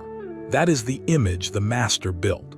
The untouchable blonde, the woman with the ice in her spine, and the fire supposedly hidden somewhere underneath, waiting for the right man to find it. It was his favorite fantasy, and he cast her to embody it. And for 60 years, that is how the world has filed her away. The cool one, the ice queen, the Hitchcock blonde. Here is the thing the fantasy got exactly wrong, and it is the wrong at the heart of everything that happened to her. The composure was never coldness. It was never the absence of feeling that a certain kind of man mistook it for. It was discipline, the discipline of a girl raised in a cold climate by practical people, to hold her face steady and keep her troubles to herself, to be capable in public and human only in private. What looked like ice was manners. What looked like a challenge was simply a woman who had been taught, before she could even understand why, that you do not fall apart in front of others. Hitchcock looked at that and saw a puzzle he was entitled to solve, a locked box with a passionate secret inside, his to open. But there was no secret waiting for him. There was only a person, a whole, ordinary, willful person who was warm to the people she chose and closed to the ones she did not. and who had every right to decide which was which. That is the tragedy of the muse, and she was only the last and most famous of his. He kept falling for the surface he himself had helped to build, the glossy, contained, perfect blonde, and then he kept being enraged to discover that behind the surface was not the compliant fantasy, but a real woman with a will of her own. He did it with the ones before her, in his way, and he did it worst of all with her, because with her, he had built the surface almost from scratch, and so felt he had earned the inside too. He had not. Nobody earns the inside of another person. You can teach a woman to walk and dress and hit a mark. You can put your invented name on her, in careful quotation marks, and none of it makes her yours. And the discovery that it does not is the oldest heartbreak there is. He simply could not survive it with any grace, and so he turned the heartbreak into cruelty, which is what frightened, controlling people do when the thing they love refuses to be owned. She understood all of that in the end, better than any of his biographers. She had lived inside the fantasy. She knew it was a fantasy. She spent the rest of her life being warm to the creatures who needed her, and closed to the ones who wanted to use her, which is exactly the boundary he could never accept a woman drawing. Every lion she took in, and every refugee she helped was proof of the warmth. Every man she refused to flatter, and every clean, plain retelling of what he had done was proof of the boundary. The two together were the whole of her, and they had always been the whole of her, since the general store, since long before a camera or a contract. She was not the ice queen. She was a warm woman with a locked private life, and the nerve to keep the key. You remember her on the screen, and you think you are remembering a fragile beauty in peril, a woman made to be rescued or destroyed. Look again, knowing what you know now. The fear in the attic is real, yes, but so is the spine that walked back onto that set for 5 days and did the work. The woman in the green suit is not fragile. She is the most durable person in the story. Everyone around her, the studios, the directors, the men who wanted to own her, they are the ones who turned out to be brittle, who broke when they did not get their way. She bent and held and outlasted all of them. She outlasted the fantasy. She is still, in a sense, outlasting it now.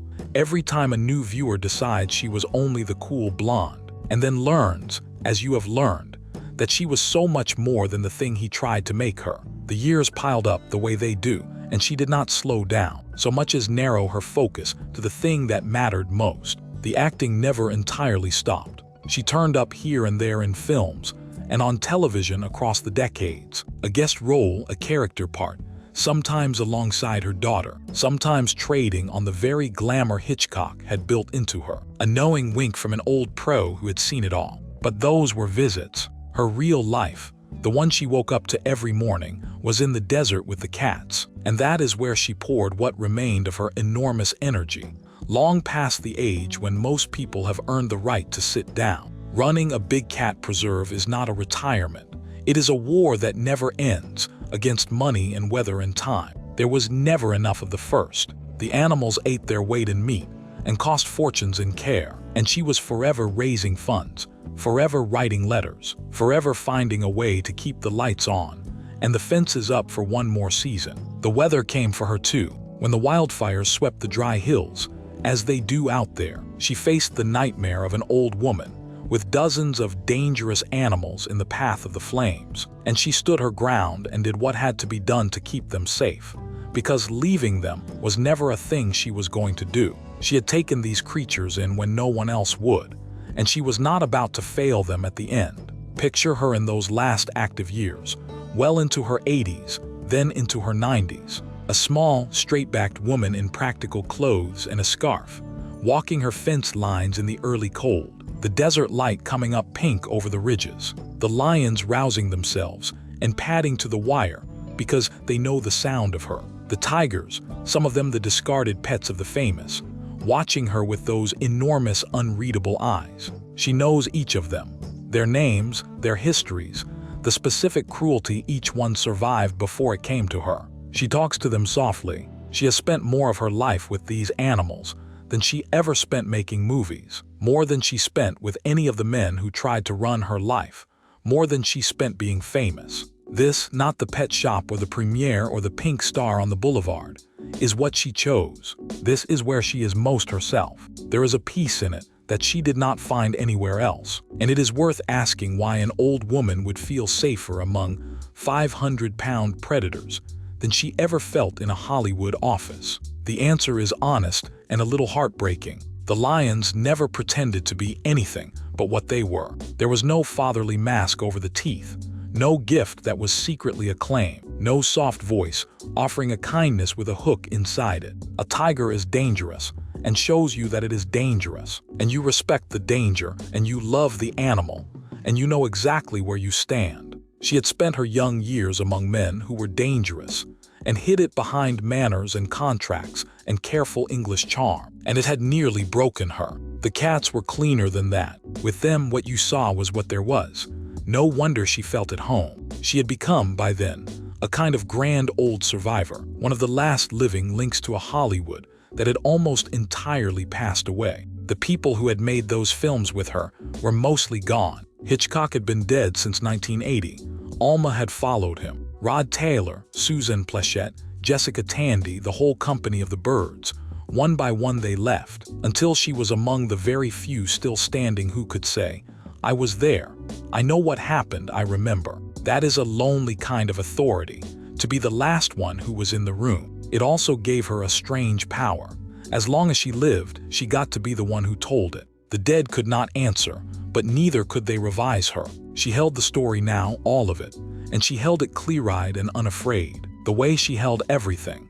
With that composure the world had spent 60 years misreading, and people came to her, right to the end, to hear it. Journalists, historians, filmmakers, young women who had their own stories now, and wanted to meet the woman who had told one of the first. She received them mostly with patience and warmth, told the tales again, showed them the cats, let them see that the life had turned out to be so much bigger than the wound. She had outlived the shame that was supposed to attach to what happened to her. She had outlived the industry's power to define her. She had outlived nearly everyone who could have argued, and she had won the argument anyway, not by shouting, but by simply continuing, decade after decade, to be exactly the woman none of them had been able to own. At 90, at 91, she was still there, frailer, slower, the beauty softened into the fine bones of great age, but the eyes the same, the spine the same, the voice that still made the lions come to the fence the same. The little girl from the store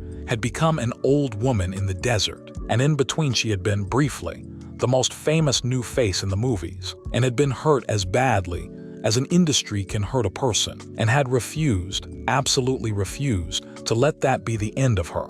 There is a word people reach for with lives like hers, and it is the wrong word because it makes it sound easy. She was not simply a survivor, she was a builder. She took every ruin and built something living on top of it. That is rarer and harder, and it is what she did with the whole long stretch of years the master never got to direct. If she held the whole story, then she also held the hardest figure in it, the one nobody quite knows what to do with, and it would be dishonest to close without stopping on her. Alma, the wife, the woman who said she was sorry and then walked away. It is tempting to make Alma the second villain of the piece, the enabler, the one who knew and did nothing, and that would be lazy, and it would be false, and it is exactly the kind of easy judgment this story keeps refusing to allow. Alma Reville had been in the film business before she ever met her husband, and she was better at parts of it than he was. She had been an editor and a writer, a genuine craftsman, and when they married,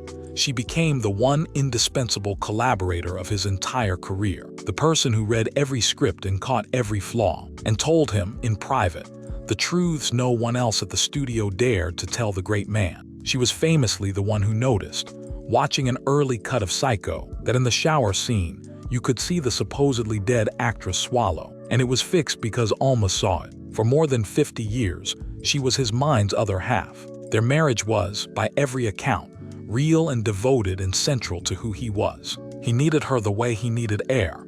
He knew it, and so did she. Now imagine being that woman in that time, married for decades to a genius who was also a frightened, controlling, sometimes cruel man, watching him become fixated on a young actress, the way he had become fixated on young actresses before. What were her choices, really? She had built her whole life inside his life. His career was her career, his home her home, his name her name. To confront him, to try to stop him, would have been to detonate the one great structure she had spent her whole adult existence building. She had made her peace with the shape of the man, long before Tippi Hedren ever walked onto a set, made whatever quiet accommodation a person makes to stay married for 50 years to someone difficult. And by the time she came to that young woman and said she was sorry, she was speaking from inside a cage of her own, one she had helped build and could no longer imagine leaving. That does not make her innocent.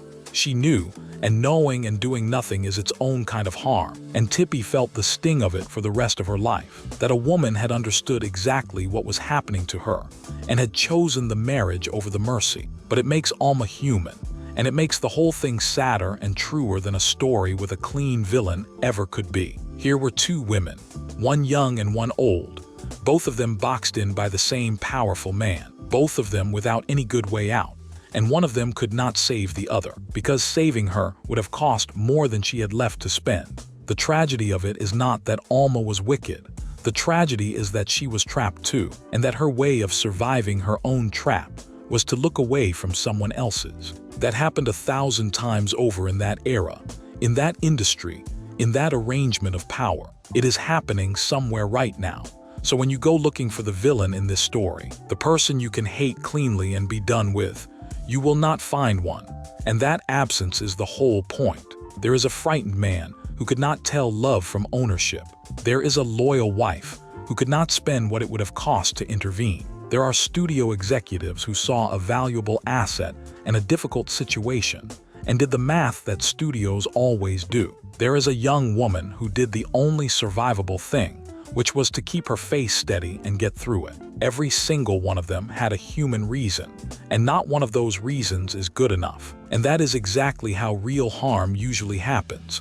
Not from monsters, from ordinary people, each making the frightened, self-protective choice, inside a machine built to reward exactly that. And it is worth looking straight at the machine, because the machine is the part that could have been changed, and the part that slowly, over the long span of her life, actually did. The thing that turned Hitchcock's private obsession into a career-killing weapon was not his charm or his genius. It was a piece of paper, the 7-year personal contract she signed before she understood what she was signing, was the real machinery of the whole tragedy, and it was not unusual. It was the water everyone in that world swam in. For decades, the studios and the powerful men inside them had run Hollywood on exactly this kind of arrangement. Contracts that bound a performer body and soul, that dictated what films they could make and what films they could not. That let the holder of the paper decide whether an actor worked or sat idle, whether they were built into a legend or quietly buried. The stars were assets. The paper made them property. Understand what that contract actually gave him, and you understand why she was helpless in a way that had nothing to do with weakness. It was not that she lacked the spine to leave. It was that leaving was legally impossible without his consent, and he would not consent. And there was no one above him she could appeal to, because the men above him owned contracts just like it, and had no interest in seeing one broken. When another director wanted her, the offer did not go to her.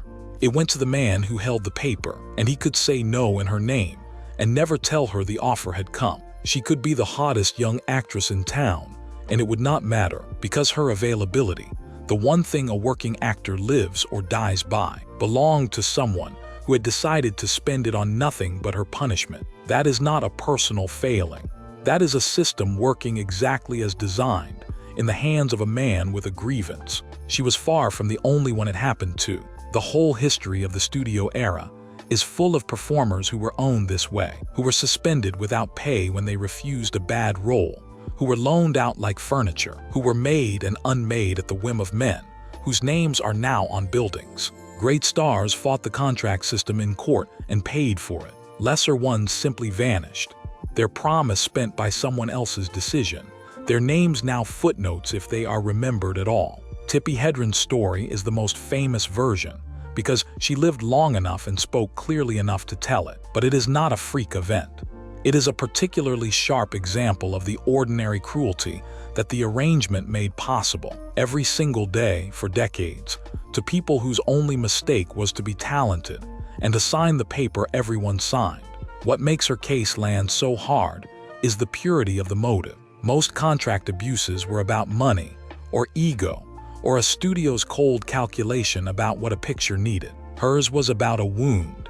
He did not freeze her career to make a profit or to serve a film. He froze it because she would not be his, and the contract handed him a legal, unanswerable way to make her pay for that refusal, and he used it. The system did not create his obsession, but the system took his obsession and gave it teeth, turned a lonely man's heartbreak into a legal instrument capable of ending a woman's professional life. Without the paper, he would have been a sad older man with an impossible crush, and she would have walked away and worked for anyone she pleased. With the paper, he was her jailer.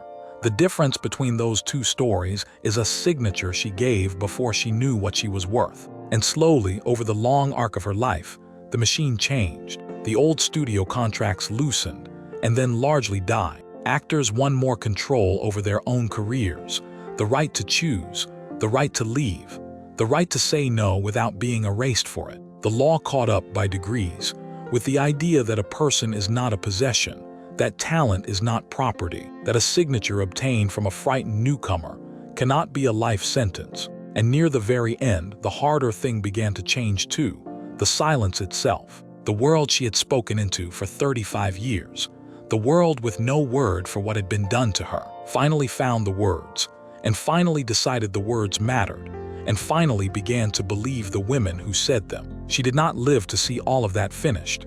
No one will, but she lived to see it begin, and she had been one of the first voices calling for it, back when there was no chorus to join, and no reward for the calling, which brings the whole thing full circle, back to a single old woman on a fence line in the desert at dawn, because that is where the story started, and that is where it has to end. So come back to the desert, to the pale early light coming up over the scrub, to the sound of a lion breathing in the cold. Come back to the small, upright woman walking her fences with a scarf against the wind, past 90 now, moving slow but sure through the only kingdom she ever truly ruled. The big cats hear her and drift to the wire, and she says their names, and they know her voice, and there is nothing in that morning that frightens her at all. She has kept company with predators for half a century, and she learned long ago that the dangerous thing that actually hurt her was never the kind with claws. The gulls are long gone.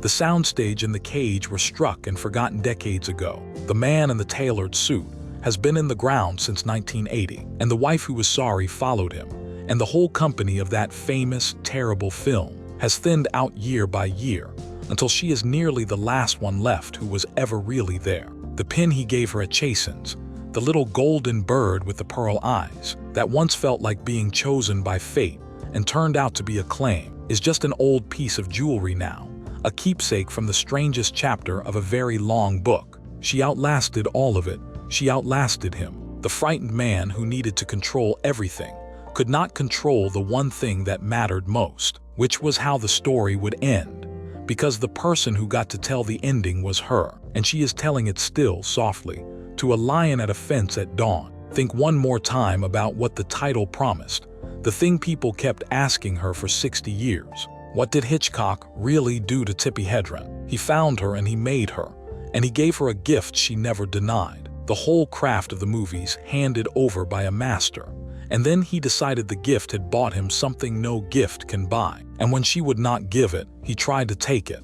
And when he could not take it, he took her career instead, coldly, legally, on purpose, with a piece of paper and a grudge older than she was. He wanted a possession and got a person, and he never forgave her the difference, and he made her pay for it with the years that should have been her best. That is the true and terrible answer, and it took her most of a century to say all of it out loud. But here is the wiser thing, the thing that only comes clear when you stand at the far end of the whole life and look back down its length. The quality he could not stand, the composure he mistook for ice, the stillness he read as a locked door he was owed the key to, was never coldness and was never a challenge. It was simply a woman who would not be possessed. It was the one thing about her that came from before him, from the general store and the schoolteacher mother, and the cold, clean country that raised her to hold herself together and belonged to no one. He could direct her face and her walk and her fear. He could put his invented punctuation around the name